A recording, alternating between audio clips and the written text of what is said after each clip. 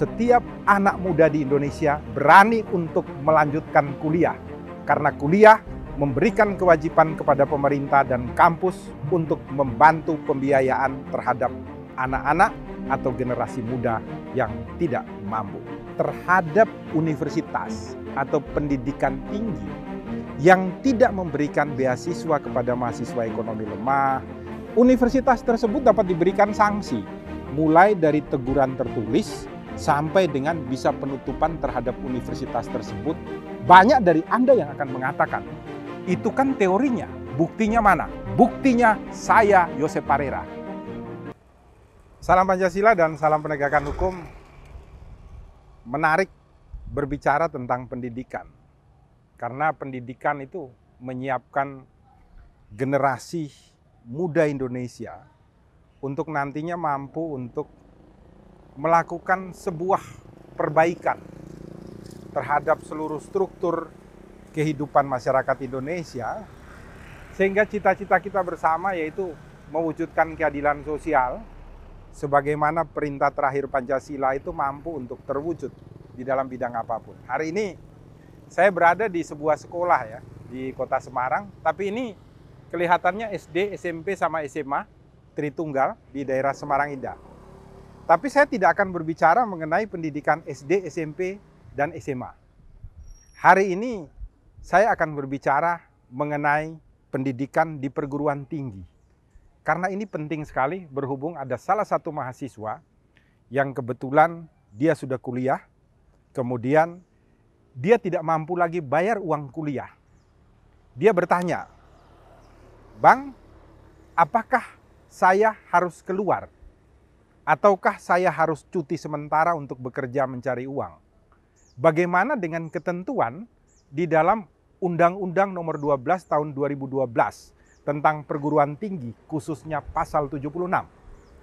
Ini yang mau akan kita bahas, sehingga harapannya setiap anak muda di Indonesia berani untuk melanjutkan kuliah. Karena kuliah memberikan kewajiban kepada pemerintah dan kampus untuk membantu pembiayaan terhadap anak-anak atau generasi muda yang tidak mampu. Di dalam Undang-Undang Nomor 12 Tahun 2012 ya, tentang pendidikan tinggi, itu konsideranenya itu sudah menyatakan bahwa berdasarkan ketentuan Undang-Undang Dasar 1945, maka pemerintah itu diperintahkan untuk menyediakan sebuah sistem pendidikan, khususnya pendidikan tinggi, untuk nanti dapat membuat masyarakat Indonesia itu menjadi manusia-manusia yang beradab dan kemudian mampu untuk mewujudkan kesejahteraan bagi seluruh masyarakat Indonesia yang ada.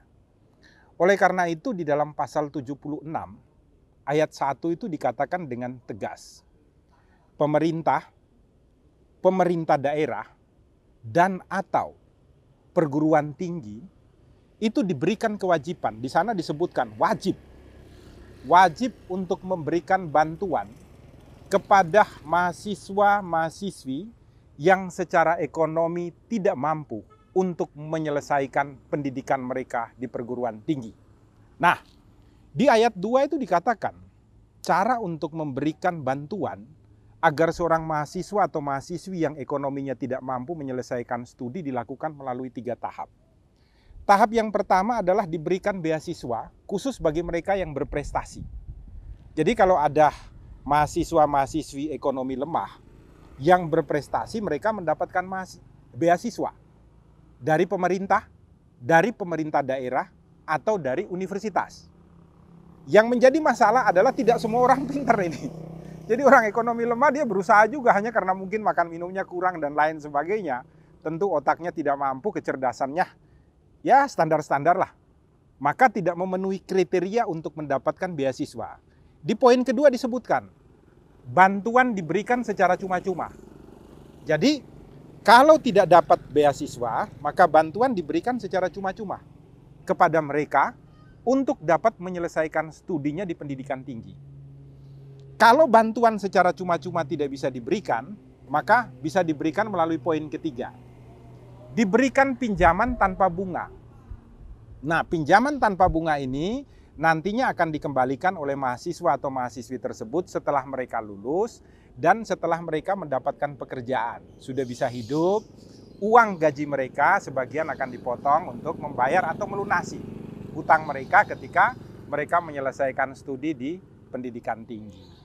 Nah, di dalam pasal 92 itu ditentukan mengenai sanksinya.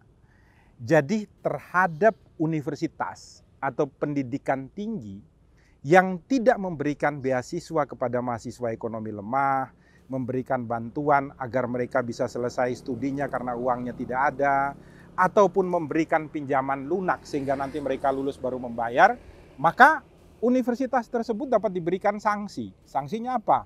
Mulai dari teguran tertulis sampai dengan bisa penutupan terhadap universitas tersebut apabila mereka tidak memberikan bantuan untuk pendidikan terhadap mahasiswa atau mahasiswi yang tidak mampu. Jeleknya dari undang-undang ini adalah kalau kita lihat kan di pasal 76 itu disebutkan pemerintah, berarti pemerintah pusat nih, presiden dengan seluruh strukturalnya di Jakarta sana, dan pemerintah daerah. Nah, kalau presiden dan pemerintah daerah, jadi pemerintah itu berarti di bawah kepemimpinan presiden. Kalau pemerintah dan pemerintah daerah yang tidak memenuhi kewajibannya, undang-undang ini tidak mengatur sanksinya. Ini masalah. Memang inilah regulasi yang selalu dibuat oleh pemerintah, sehingga mereka tidak pernah diberikan sanksi. Masa yang dikenakan sanksi universitas? Padahal pasal 76 memerintahkan pemerintah daerah dan atau universitas berkewajiban membantu. Nah, ini jadi masalah ini. Jadi ke depan Rumah Pancasila berharap kalau Pak Presiden mendengarkan ini, tolong undang-undang ini direvisi. Sehingga nanti pemerintah dan pemerintah daerah juga dapat diberikan sanksi hukum ketika mereka tidak melaksanakan ketentuannya. Yang menarik adalah setelah Anda melihat video ini, sebarkanlah kepada seluruh masyarakat Indonesia bahwa Anda kuliah itu tidak perlu Anda punya modal uang. Yang penting Anda punya modal keberanian. Untuk pertama ketika Anda masuk kuliah. Setelah itu ketika Anda tidak mampu dan mampu untuk menunjukkan bukti-buktinya, keterangan dari RT, RW, dan kelurahan, Anda akan diberikan biaya gratis sampai dengan Anda lulus dari sekolah tinggi. Ini perintah undang-undang yang didasarkan pada Undang-Undang Dasar 1945. Banyak dari Anda yang akan mengatakan, itu kan teorinya, buktinya mana? Buktinya saya, Yosep Parera. Saya tidak punya orang tua. SMP, SMA, saya bersekolah dengan cara jualan koran dan mengamen. Kuliah, begitu saya masuk di Universitas Soegija Pranoto Semarang, sampai dengan saat ini, saya sudah selesai menyelesaikan doktor atau S3 saya. Anda mau tahu, biaya S1 saya di Universitas Soegija Pranoto itu tidak saya bayar. Kenapa? Karena saya mendapatkan bantuan untuk menyelesaikan pendidikan. Bukan hanya saya, adik perempuan saya yang juga kuliah di Fakultas Hukum Universitas Soegija Pranoto sampai saat ini juga tidak lunas membayar uang kuliahnya di Unika Soegija Pranoto. Dia sekarang menjadi salah satu legal di Podomoro Group di Jakarta. Ini bukti dan fakta. Sehingga saya menyampaikan kepada seluruh sahabat Rumah Pancasila, mulai sekarang jangan takut untuk kuliah dan jangan berhenti kuliah ketika Anda tidak mampu untuk membayar uang kuliahnya. Selalu berbagi di Rumah Indonesia, jangan lupa buka mata, buka telinga, buka hati, agar kita selalu mampu untuk berbuat kebaikan di Rumah Indonesia. Dari sekolah SD, SMP, dan SMA Tritunggal di Semarang Indah, kebetulan dekat juga dengan kantor saya Yosep Parera, ada Mas Rian, ada Mas Kisut, kemudian ada Mas Eko, dan satunya Mas siapa? Lupa aku. Mas Ferry. Nah, Mas Ferry ini bebas dari hukuman seumur hidup. Kami memberikan yang terbaik untuk Anda semua. Salam Pancasila dan salam penegakan hukum. Biru langit Indonesia, putih awan Nusantara, atap rumah Pancasila. Biru laut Indonesia, hijau pulau Nusantara, dasar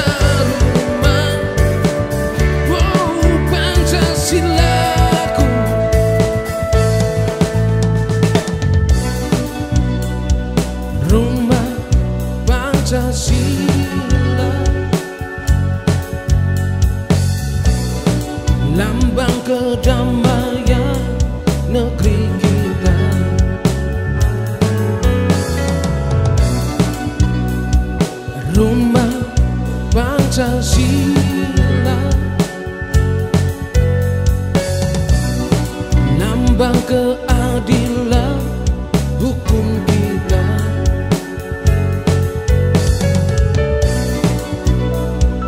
Rumah Pancasila.